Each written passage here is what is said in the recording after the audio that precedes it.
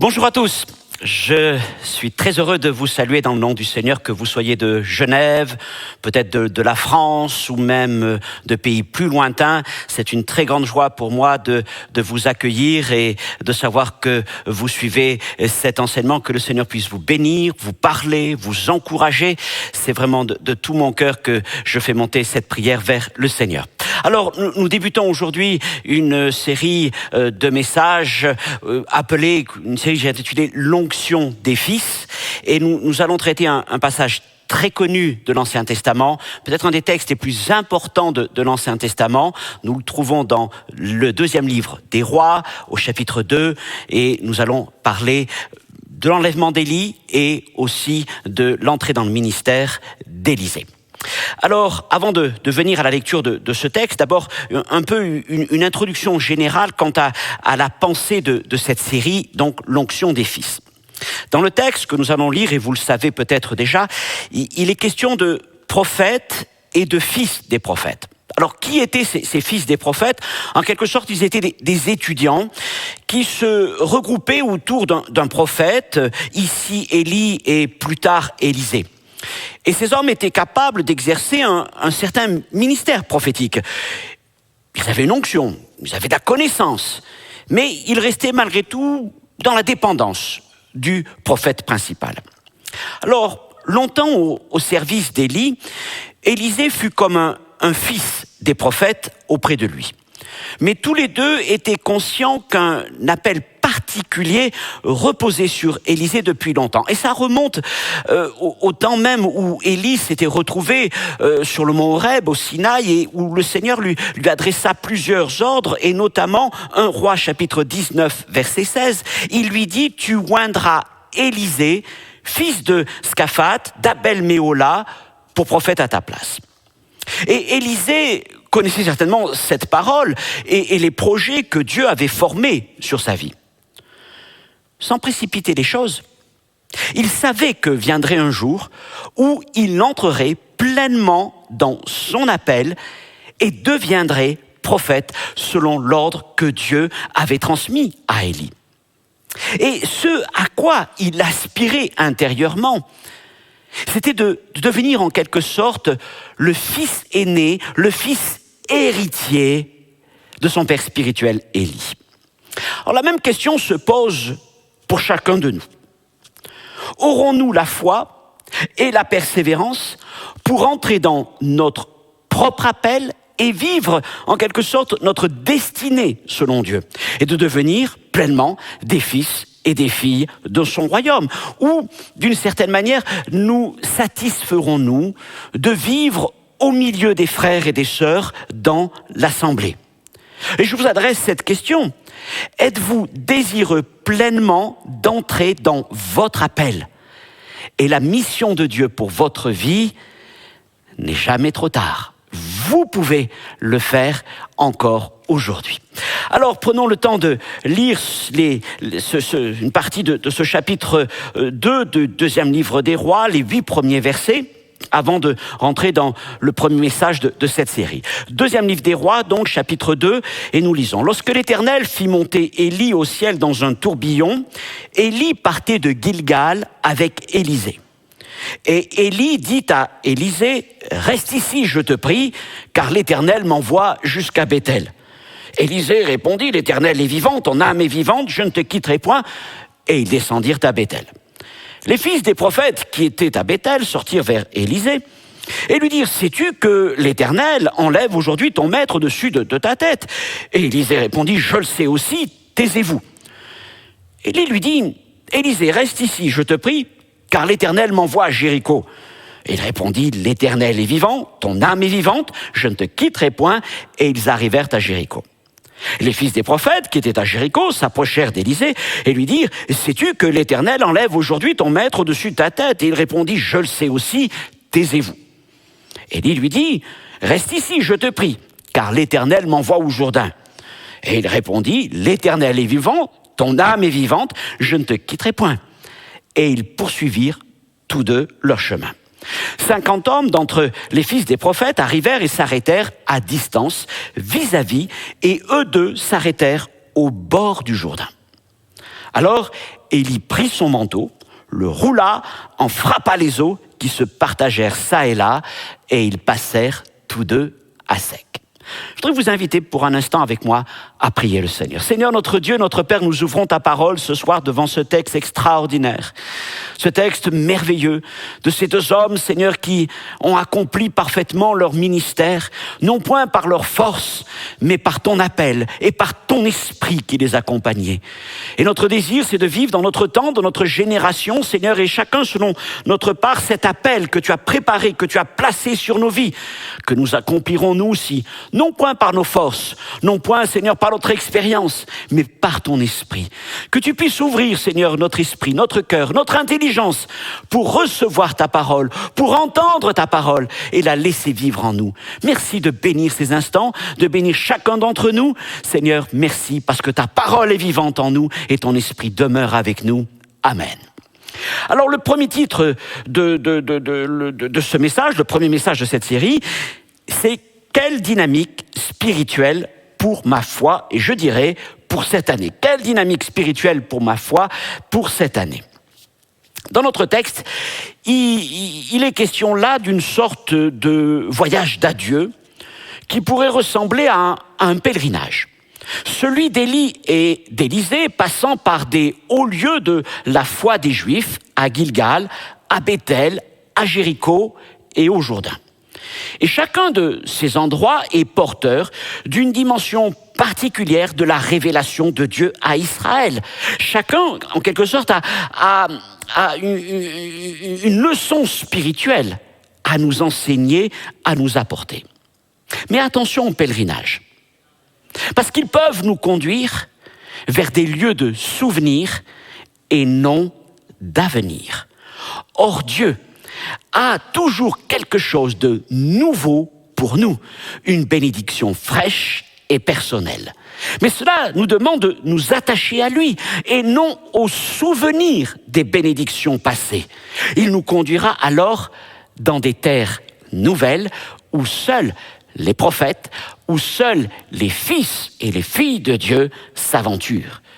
Ces terres, en quelque sorte, ce sont celles qui sont au-delà du Jourdain. Ce sont des terres où l'on vient chercher son héritage pour rentrer dans son appel. Alors encore une fois, cette question, quelle sera notre dynamique spirituelle dans cette année scolaire qui s'ouvre à nous, quelles que soient les difficultés, les questions qui se posent particulièrement en cette année 2021-2022. Mais ferons-nous d'elle une année qui compte, une année avec une réelle dynamique spirituelle, une année même avec une dynamique spirituelle différente de ce que nous avons connu, où nous satisferons-nous de revisiter encore une fois des lieux bien connus de la foi. Alors dans ce passage, il est donc question de 4 lieux, je pourrais les appeler 4 stations spirituelles en quelque sorte. Le premier d'entre eux, c'est le point de départ de cette journée, c'est Gilgal. Alors, Gilgal, c'est le lieu où Josué circoncit les hommes d'Israël à leur entrée en Canaan, dans le pays promis. Gilgal veut dire en hébreu « rouler ». Et Dieu dit d'ailleurs qu'en ce jour-là de circoncision, c'est comme si l'opprobre de l'Égypte avait été roulé de dessus ces hommes. Josué chapitre 5, verset 9. Gilgal, c'est aussi l'endroit où le peuple commença à se nourrir par lui-même des produits que Canaan produisait, le blé, etc. Et d'ailleurs, en ce jour-là, la manne s'arrêta. Josué chapitre 5, versets 11 et 12. De cela, on peut dire que Gilgal est un lieu de consécration. C'est un lieu qui symbolise notre séparation du monde et notre appartenance entière à Jésus-Christ. Et aussi par le fait de cette nourriture qui vient elle-même de la terre et non plus simplement du ciel, il y a aussi le témoignage d'une certaine maturité chrétienne, celle où le chrétien est capable d'aller chercher cette nourriture qui, dans la parole, dans la prière, il se nourrit lui-même dans la présence du Seigneur. Voilà pour Gilgal. Puis il continue le chemin et arrive à Béthel, c'est le premier arrêt, la deuxième station. Et bien sûr, Béthel, c'est le lieu où Jacob, fuyant la colère de son frère Ésaü, reçut dans la nuit la vision de l'échelle sur laquelle il voyait monter, descendre, etc., des anges. Et il dit, c'est ici la maison du Seigneur, Béthel, Genèse 28, 17. On peut dire d'une manière spirituelle que Béthel, c'est le lieu de la révélation, le lieu où Dieu nous parle, où il s'adresse à nous. Seconde étape, troisième station, Jéricho. Évidemment, Jéricho nous parle de cette conquête, de la muraille qui s'écroule au bout de 7 jours. Eh bien, ça nous rappelle là la démonstration de la puissance du Saint-Esprit, Dieu qui agit, Dieu qui est engagé à nos côtés pour confirmer sa parole, ses promesses par des actions de puissance. Enfin, dernière étape de la journée, le Jourdain. Le Jourdain, c'est un lieu de franchissement. Passer le Jourdain, c'est entrer dans une dimension nouvelle avec Dieu, dans une nouvelle dimension de relation, de service, d'intimité, de communion. Ne pas passer le Jourdain, c'est rester dans une situation en deçà de l'appel de Dieu. Voilà donc pour ces 4 lieux mentionnés, donc Gilgal, Béthel, Jéricho et le Jourdain. Maintenant, considérons qu'il y a 3 façons de faire le parcours d'Élie et d'Élisée de Gilgal au Jourdain. Et c'est ce que nous allons voir maintenant. La première manière, c'est en tant que pèlerins qui suivent des étapes d'un pèlerinage. Puis deuxièmement, nous allons parler de l'esprit des gestionnaires et enfin de l'esprit des prophètes. Et nous verrons que ces 3 manières nous parlent finalement de notre propre attitude spirituelle vis-à-vis des enseignements de la parole de Dieu. Et je crois que nous allons pouvoir y trouver des choses importantes pour notre propre vie. Alors tout d'abord, voilà, on peut faire ce chemin qu'ont suivi Élie et Élisée à la manière des pèlerins. Et il arrive d'ailleurs très souvent que chaque année, au gré des prédications de notre propre cheminement, nous repassions par ces stations comme autant de lieux de pèlerinage. À vrai dire, si un prédicateur construit un programme d'enseignement et de prédication qui conduit l'Église vers toutes ces stations, ce n'est pas une mauvaise chose en soi, parce que ce sont là des vérités bibliques et des expériences à vivre profondément. Et donc si le prédicateur, et pourquoi pas moi-même d'ailleurs, j'avais idée de suivre un peu spirituellement tout au long de l'année ce chemin d'Élie et Élisée, eh bien je vous inviterai à visiter Gilgal, et je prêcherai évidemment alors sur la séparation, la sanctification, l'appartenance au Seigneur. Puis ensuite, nous irions un peu plus loin jusqu'à Béthel et nous prendrions un temps, peut-être une série, des messages pour parler de révélation, d'une dimension charismatique. Nous poursuivrions ensuite jusqu'à Jéricho pour parler de puissance, de démonstration de puissance. Et si nous en avions le temps, eh bien nous irions jusqu'au Jourdain et peut-être d'une manière spirituelle, nous tenterions de le franchir pour aller plus loin avec le Seigneur.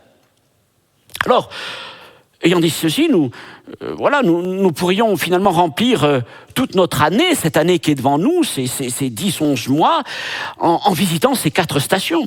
Et à travers ce pèlerinage, nous trouverions là bien des sources d'encouragement, des nouvelles bénédictions, des paroles d'édification pour avancer plus loin dans notre vie chrétienne. Mais en fait, n'est-ce pas ce qui se produit trop souvent dans la vie de nos assemblées, voire même de nos propres vies? Chaque année, en quelque sorte, nous faisons le même pèlerinage. Alors, c'est pas forcément dans le même ordre, c'est pas tout à fait les mêmes thèmes, c'est pas les mêmes prédications, mais quelque part, c'est un peu les mêmes sujets que nous déclinons année après année.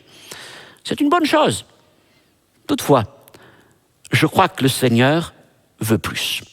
La vie chrétienne n'est pas simplement un pèlerinage que nous accomplissons année après année, visitant chaque station spirituelle comme un lieu de souvenir et d'encouragement. Il y a plus.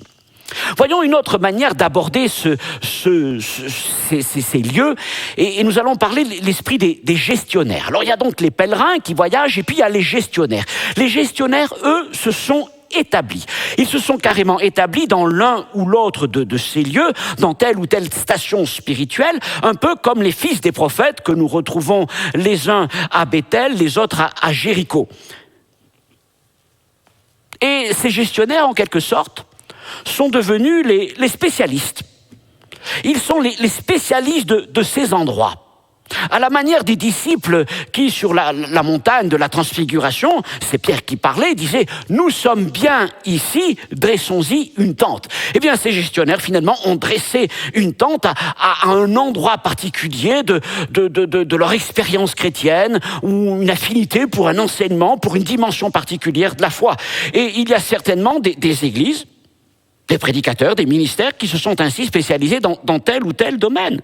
Il y a ceux qui diront, nous sommes des Gilgal, en quelque sorte, nous prêchons la consécration, la séparation, la sanctification, l'engagement total pour Dieu. Et c'est très bien de prêcher ceci. Mais la révélation de Dieu nous amène à beaucoup plus. Et il y a même un risque à rester uniquement dans cet endroit, celui de devenir légaliste. Il y a encore les spécialistes de Béthel. Alors eux, ce sont les spécialistes de l'adoration, des visions, d'une vie contemplative, ils mettent l'accent sur la vie charismatique, sur les révélations, etc. Oh, c'est un très bel endroit. Mais attention aux excès qui conduisent au mysticisme. D'autres sont de Jéricho. Et alors ils vont prêcher la puissance, la démonstration de puissance. Là encore, c'est très bien. Mais la vie chrétienne ne se résume pas à produire des signes. D'ailleurs, Jéricho n'était que l'entrée de Canaan. Rester à Jéricho, c'est prendre le risque de manquer de profondeur dans la vie chrétienne. En revanche, avez-vous noté qu'il n'y avait pas de fils de prophète au Jourdain ? On les trouvait dans les autres endroits, mais pas au Jourdain. Le Jourdain était un lieu particulier. La Bible parle des rives orgueilleuses du Jourdain, parce que c'était un endroit de débordement, c'est un endroit où les eaux étaient agitées. Et là, bien finalement, trop peu établissent leur maison près du Jourdain, parce que c'est trop exposé, parfois trop dangereux. Alors voyez-vous, l'attitude des spécialistes est quelque part encore plus extrême que celle des pèlerins. Les pèlerins voyagent, mais les spécialistes, les gestionnaires, se cantonnent en un lieu, sont devenus des maîtres d'un enseignement particulier. Mais dans les deux cas, le Seigneur a quelque chose de meilleur, croyons-le. Alors enfin, il existe une troisième voie, après celle des pèlerins, après celle des gestionnaires spécialistes, il y a la voie des prophètes. La voie des prophètes. C'est évidemment celle d'Élisée. Et c'est la voie que nous sommes appelés à suivre si nous voulons vraiment vivre le plan de Dieu pour notre vie. Mais au juste, c'est quoi passer dans ces lieux, à Gilgal, à Béthel, à Jéricho ou Jourdain, en tant que prophète ? Eh bien, c'est y venir avec une onction particulière, une onction de transformation.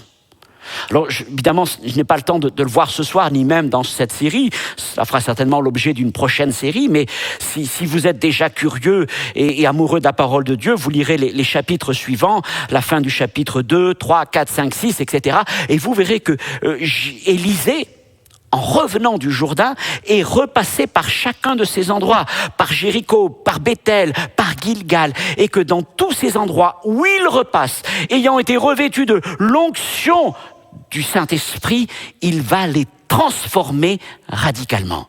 Et c'est ce que le Seigneur a en vue pour nos vies. Il ne nous demande pas simplement d'être des pèlerins.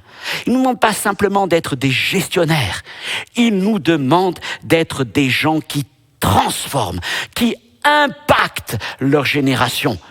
Et pour cela, eh bien, il nous appelle à devenir des fils et des filles de son royaume, des hommes et des femmes qui gèrent les affaires de son royaume, étant remplis du Saint-Esprit et étant prêts à accomplir les plans de Dieu pour leur vie. Alors, nouvelle question. Ayant dit ceci, selon quel esprit maintenant allons-nous vivre l'année qui s'ouvre devant nous ? En tant que fils des prophètes, pèlerins ou gestionnaires, ou en tant que prophète, fils héritier de Dieu, appelé à transformer son environnement. Les fils des prophètes, nous l'avons dit, étaient capables d'exercer une véritable sensibilité prophétique. Lorsque Élisée, suivant les pas d'Élie, traversa les villes qui sont là, les fils des prophètes qui habitaient dans ces lieux vinrent vers eux et dirent à Élisée, « Sais-tu que le Seigneur enlève ton maître au-dessus de ta tête aujourd'hui ?» Donc ils étaient parfaitement au courant de ce qui allait se passer. Ils avaient donc une sensibilité prophétique, une sensibilité à l'Esprit du Seigneur. Je crois que tout chrétien né de nouveau en Jésus-Christ, baptisé du Saint-Esprit, a reçu du Seigneur une certaine perception, sensibilité prophétique. C'est ce que l'apôtre Jean écrit dans 1 Jean chapitre 2 verset 20, où il écrit « Pour vous, vous avez reçu l'onction de la part de celui qui est saint et vous avez de la connaissance. » Oui, vous avez reçu son esprit, vous avez une certaine onction, vous avez de la connaissance, vous avez une sensibilité, vous avez une communion avec le Seigneur. Seulement, il y a une grande différence d'état d'esprit, d'état de cœur entre Élisée et le reste des prophètes. Parce qu'Élisée n'était pas attaché à un lieu particulier de bénédiction, que ce soit Gilgal, Béthel ou Jéricho, mais il était attaché au prophète, à Élie. Et par-dessus tout, il était évidemment attaché à celui qui donne la bénédiction, c'est-à-dire le Seigneur lui-même. Et donc, Élisée ne voulait pas rester tel un fils des prophètes. Il aspirait en quelque sorte à devenir le fils aîné, l'héritier d'Élie et à entrer pleinement dans son propre appel de prophète. Et pour cela, Élisée n'avait aucune intention de s'établir dans un de ces lieux qui était pourtant un lieu réputé de la foi. Oui, moi je suis de Gilgal, moi je suis de Béthel, moi je suis de Jéricho ou du Jourdain. Voilà des lieux extraordinaires, comme on pourrait dire aujourd'hui. Moi je suis de telle bénédiction, de tel message. Tout ça, ce sont des choses formidables. Mais Élisée voyait autre chose. Lui, il voulait rester donc attaché à Élie et y rester attaché jusqu'au bout. Non pas par sentimentalisme, même s'il devait être attaché sentimentalement et affectueusement à son maître spirituel, mais surtout parce qu'il s'attendait à recevoir quelque chose de grand, de merveilleux, de puissant de la part de son Père spirituel. Alors mes frères et sœurs, mes amis, soyons de ceux prêts à aller jusqu'au bout, déterminés à entrer dans ce que le Seigneur a préparé pour eux, à préparer pour vous, à préparer pour toi. Quant à Élisée, et d'ailleurs à nous-mêmes, avant de pouvoir rentrer dans cette pleine bénédiction, il devait avoir bien compris et assimilé tous les enseignements qu'Élie lui avait transmis. Et c'est pour ça que quelque part, il fait ce voyage comme pour dire aussi que tout ce que représente Gilgal, Béthel et Jéricho soit inscrit dans son cœur et soit inscrit dans notre cœur, que ce soit des choses que nous avons vécues. Nous ne sommes peut-être pas de ceux qui restons à Gilgal, mais nous avons expérimenté Gilgal. Nous ne sommes pas de ceux qui restons à Béthel, mais nous avons expérimenté Béthel. Nous avons expérimenté Jéricho, mais nous aspirons encore à aller plus loin. Nous ne restons pas simplement au lieu de la bénédiction, mais nous nous attachons à celui qui donne la bénédiction. Et si nous nous engageons dans ce parcours avec la foi d'Élisée, et si nous avons vraiment le désir d'aller jusqu'au bout pour vivre et saisir ce que Dieu a préparé pour nous, considérons aussi que c'est un chemin où les hommes nous testeront. Traversant les villages, les fils des prophètes essayèrent de retenir et même de dissuader Élisée de suivre Élie. Sais-tu que ton maître va être enlevé? Et bien sûr qu'Élisée le savait. Il ne voulait rien écouter. Il ne quitterait pas Élie. Et il leur répondit à chaque fois, même d'une manière assez sèche, « Taisez-vous ».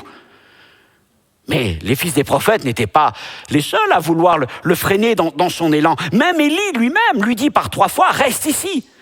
Reste ici, lui dit Élie. Et là, au-delà même de la parole d'Élie, c'est Dieu qui nous teste. Reste ici. Reste à Gilgal. Reste à Béthel. Reste à Jéricho. Et quelque part, eh bien, le Seigneur est en train d'éprouver nos cœurs, de voir ce qu'il y a au fond de nous, de mesurer les motivations, la foi qui nous anime. Comme Élisée en ce jour-là, parlant en tant que prophète inspiré de Dieu, mesurer les motivations d'Élisée à le suivre jusqu'au bout. Alors, tout en reconnaissant la valeur de toutes ces choses, de l'expérience de Gilgal, de Jéricho, de Bethel, etc., Élisée ne s'en contenterait pas, il irait jusqu'au bout. Comme nous-mêmes, nous désirons aller jusqu'au bout. Il resterait attaché à Élie, coûte que coûte. Oui, il le suivrait, là même où les autres tenteraient de l'arrêter, là même où les autres s'arrêteraient derrière eux.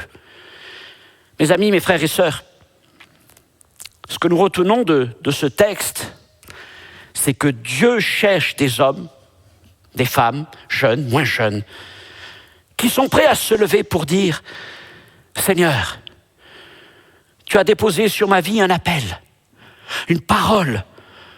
Tu as préparé pour moi quelque chose de particulier.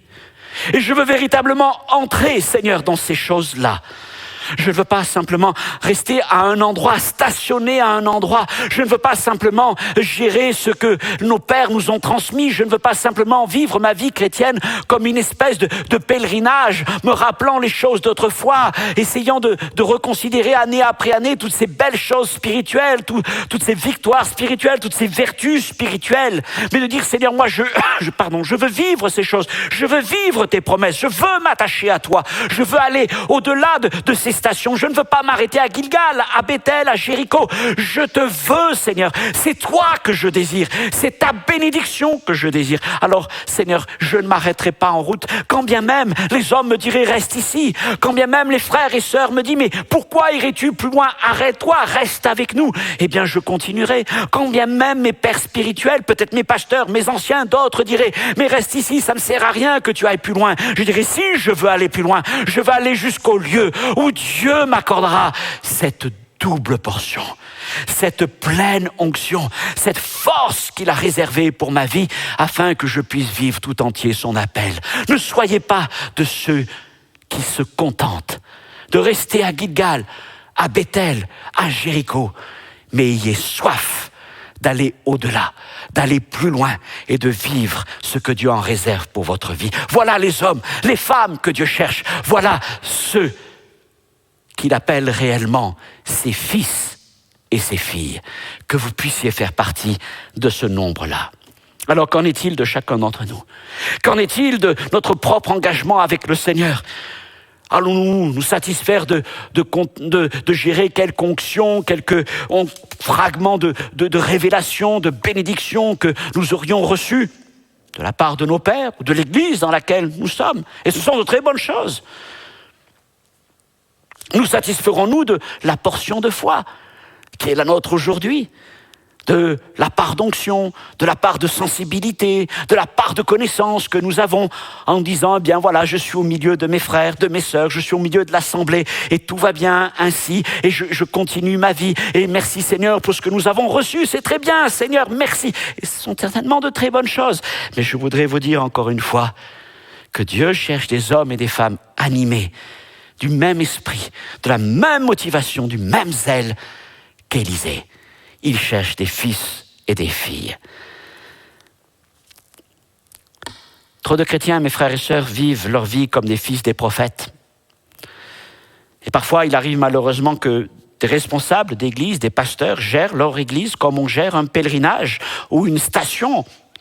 Alors on gère Gilgal, on gère Bethel, on gère Jéricho. On fait un petit tour pour voir ce qui se passe du côté du Jourdain.